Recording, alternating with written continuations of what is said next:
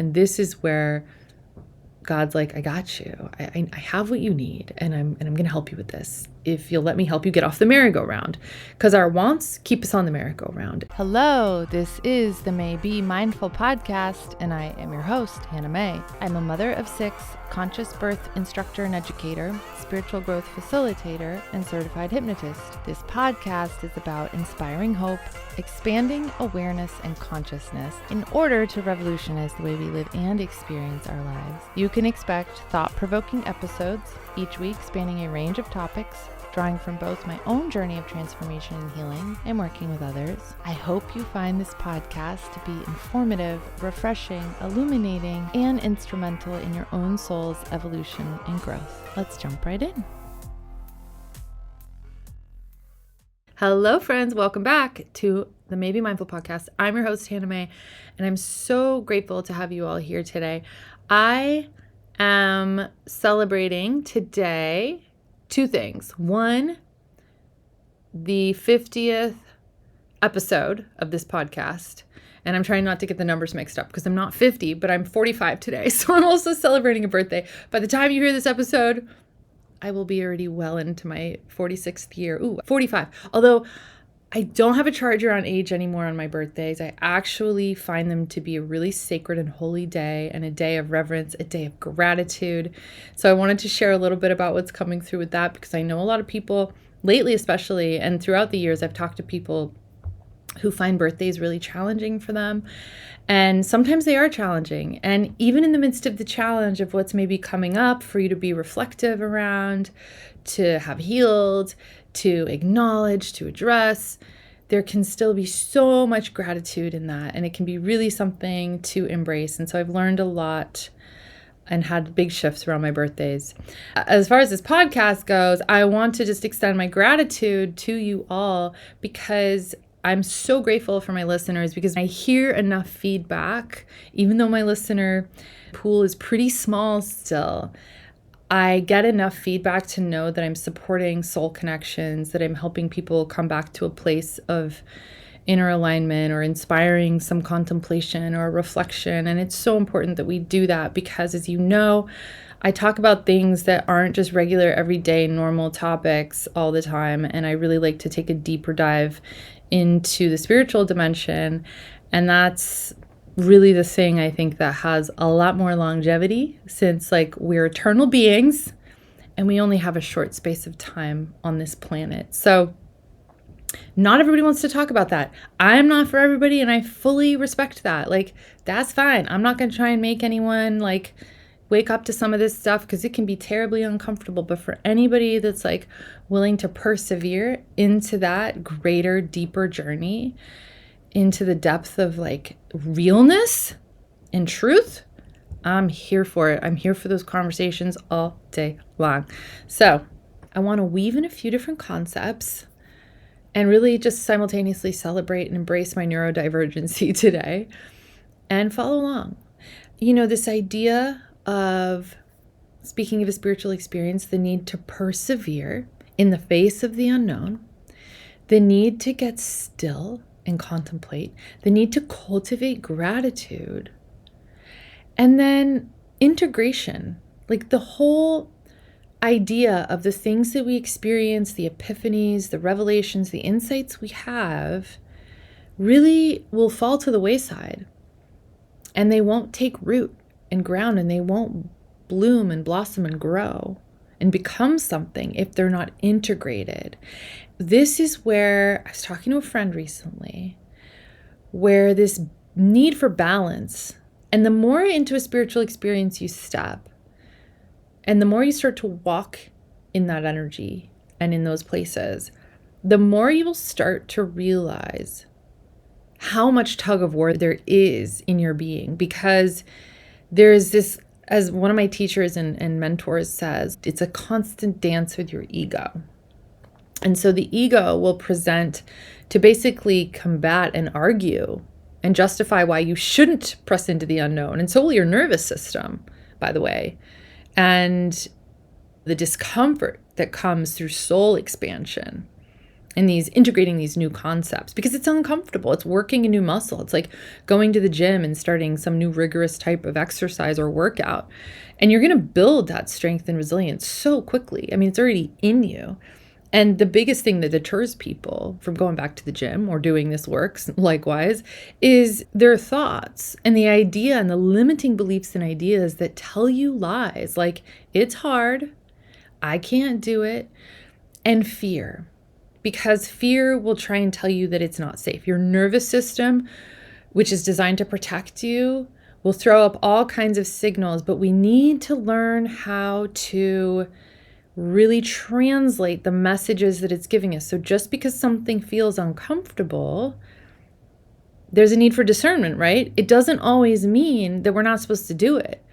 If it's for our higher good and our spiritual growth, then we have a choice. We can do it or not. Our choice is respected there, but we're not going to grow and we're not going to ascend to these higher levels of deeper understanding and divine wisdom and receive those gifts if we don't step into the unknown, if we don't bridge this gap and close those spaces between our human finite understanding and divine wisdom, which we can't get to through the intellect.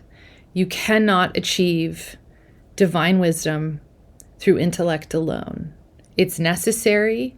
It's along for the flippin' ride, but I'm working on like toning down my potty mouth this year.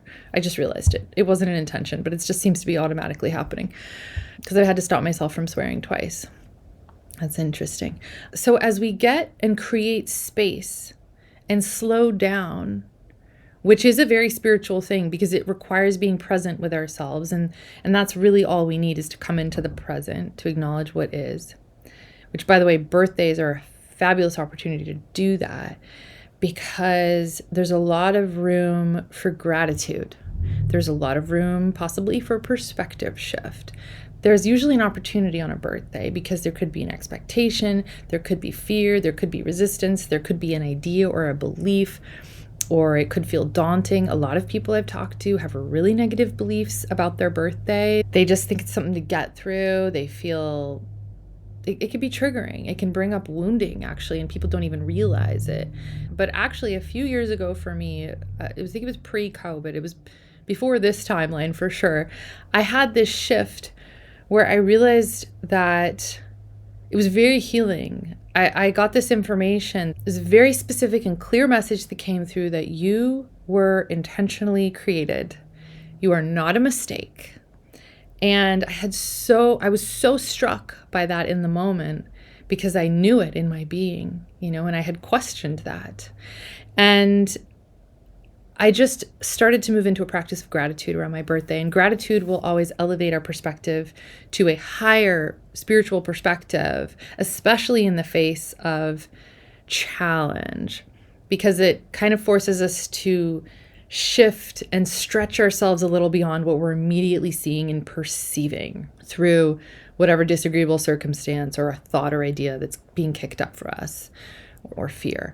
And so this is what I intentionally do every birthday. I really try and strip everything down. I try and have it be a really sacred space where I give thanks for my creation. I recognize and I reconnect with at a deeper level in that stillness, which is required for connection with the source of that which molded me, that I come from, that I am a part of, right? And this is always going to be powerful. This is going to tap me right in to higher power, right into source, into that creative energy. And we're all channels for creativity here. We just all are. We're all creative beings. Whatever kind of argument, like earthly argument you have against that, like it just defies any spiritual law. So there, end of story. You're a creative being. That's it. So what are you going to create today? Okay. Back to what I was saying. So in this stillness, a lot can come forward. And this is where there's really a need for spiritual connection and an anchor, because when our wounding and there's this like a shedding and things can come to the surface, it can be really uncomfortable. So you might have any number of wounds come to the surface and they really just need presence. That's it. Presence heals everything. And then, in that stillness, we can receive insight, clarity, divine wisdom. But we have to be able to get quiet and present with what is. And that's a process. It's a process. It's a journey. It's a stripping away. It's a death of the old man and coming into the newness and having this cellular regeneration, essentially to become a new being, to awaken cellular memory of our spiritual beings, of the blueprint, of the fingerprint that was pressed into us that's unique and unlike anybody else's, right? Our calling, our walk, our gifting, all of that, the lessons that we need to learn. And everybody has some really painful lessons to move into. I don't think that you get to be a human and be exempt from that, because there's so much growth and transformation and transcendence available in it. So it's really a gift. And in the unknown and in the pressing into that can feel so daunting. So a lot of people turn back. But this is where perseverance is really required. And if we're going to have perseverance, then we really need to be able to hold on to something that we trust. And so this is why cultivating a spiritual connection and meeting ourselves in that honestly where we're at. And this is something I support people in, because it's been a very big part of my journey.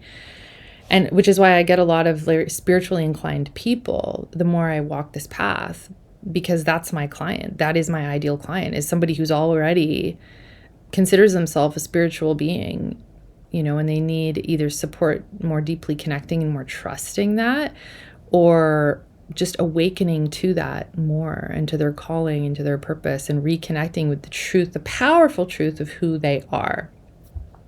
And to really step into their authority, their creative authority, and to do so without feeling like they need permission, right? If you were raised to think you need permission for everything, it can be very hard to live life. You see some people operating in full creative agency in whatever they do, and it can be like, wow, they're so empowered. Like, they're so successful. Why are they that successful?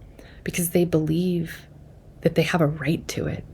So they go and they do it and they get it. And it's theirs. It's based on their belief and how they see themselves, their self-concept. So it really does all come down to self-concept. And manifesting, like the whole concept of manifesting, it's not woo-woo. It's not woo, y'all. It's just spiritual law. You will be your self-concept, like how you perceive yourself. And this is where the identity work is so powerful and so important, to come back into alignment and to turn on and awaken and essentially activate this divine grid within us that was pressed into us at our creation. And these are things that I've just come to see, to literally see, to visualize in spirit, and to know on a very deep level. And this is the kind of prayer I pray over my children, that they come to awaken to that. Because it's our job is not to awaken anybody. Our job is to just activate for ourselves, and then that allows us to be a vessel to awaken that for other people if they are predisposed. And they're predisposed through simply being open and seeking, and that's all we need, is a honest desire and a willingness to seek and grow and expand. And this is actually the thing, is that opening, by the way, is everything. Because my experience is that God acts the moment there's an opening. He waits for permission from us because he respects our choice. He's given us agency. He's given us authority over our being. So even he's not going to force. He could, but he's not going to force that on us. So, when I talk about God, this is my own personal relationship with God. Yours is going to be unique to you. And it's going to start wherever it needs to start. And so everybody's different. Some people need to start at, I can get with the concept of universal love. Okay? And that's where they start. And that is powerful. It just has to be honest, right? If you're not Christ-centric in your walk, like I am, that's okay. You don't have to be. It's not my job to tell you how you're supposed to walk. It's your job to meet yourself honestly wherever you're at. And then the journey will open up from there. And you don't pave the path. You simply walk it and it unfolds before you. And so my experience is, if we're needing a spiritual experience, if we're needing clarity, if we're needing something to strengthen us, to enlighten and enliven that path, if it feels dark for us and there's so much unknown, it happens through receptivity. Receptivity is the thing that allows this to come in the thing that we're needing. And God only needs a split second, is all it takes, a split second, in order for us to awaken and to be able to embody a new truth. So over the course of my journey, I've had lots of different spiritual experiences, and they come in so many varieties. And oftentimes they don't present as very spiritual. They just present as something that you want nothing to do with. Like it could be a circumstance, and it's this incredible opportunity in this portal, this doorway into this path. So it could present as an opportunity that is really just distasteful and that you want nothing to do with. But what it does is it becomes this teacher where you can have massive like perspective shift and gratitude as a result of it, and a higher understanding that you gain from it. My favorite kind of experience is the one that I'm talking about, where it's like this divine light that makes its way in through a crack in our guarded surface, and it just illuminates, and it creates this immediate embodied understanding that then we get to integrate, that trumps any intellectual understanding, knowledge, or that merry-go-round we keep ourselves on. And this is where God's like, I got you. I have what you need, and I'm going to help you with this. If you'll let me help you get off the merry-go-round, because our wants keep us on the merry-go-round. And when we get a need met, we get to rest. We have deep peace, like that peace that surpasses all understanding.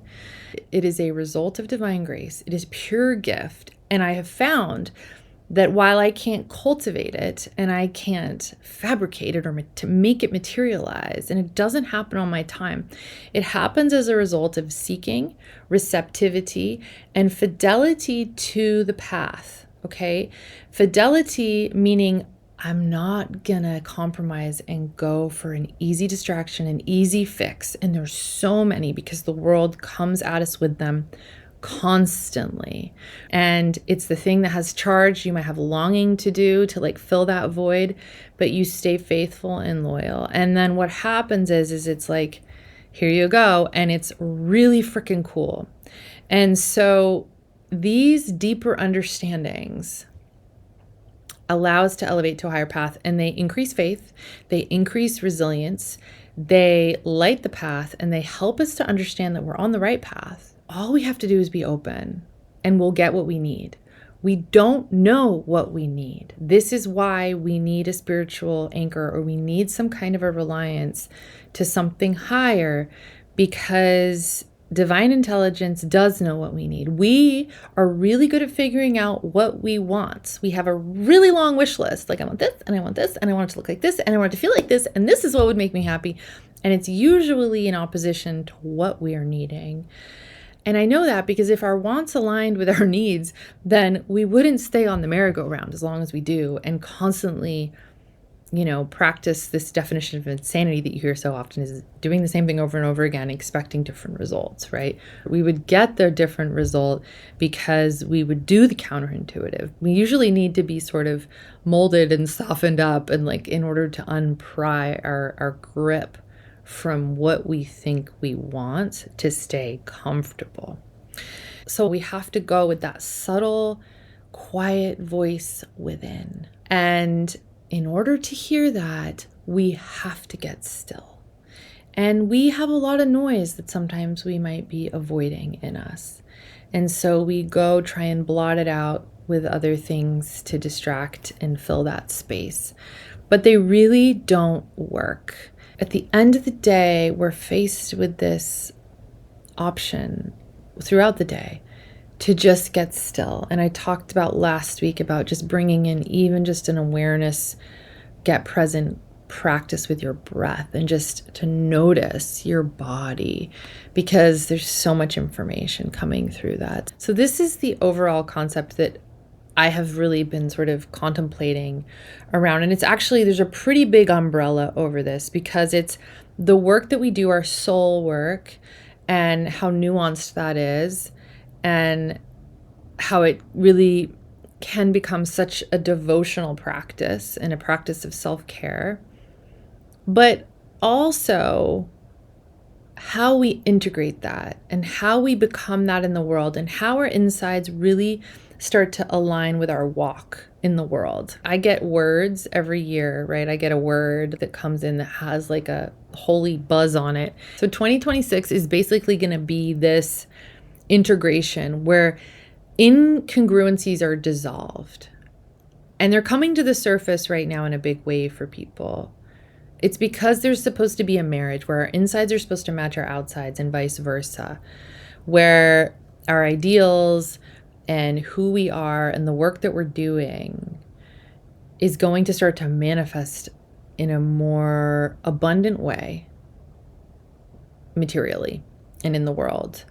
And I think that this is really what we're needing in order to move into what we're moving into. I don't know if anyone's noticed. I don't know. I mean, you can pull the wool over your eyes, but things are escalating at such a rapid rate with technology, with artificial intelligence, and the need for embodiment, the need to really be centered and really walk in that is going to become ever more needed as we continue to progress forward.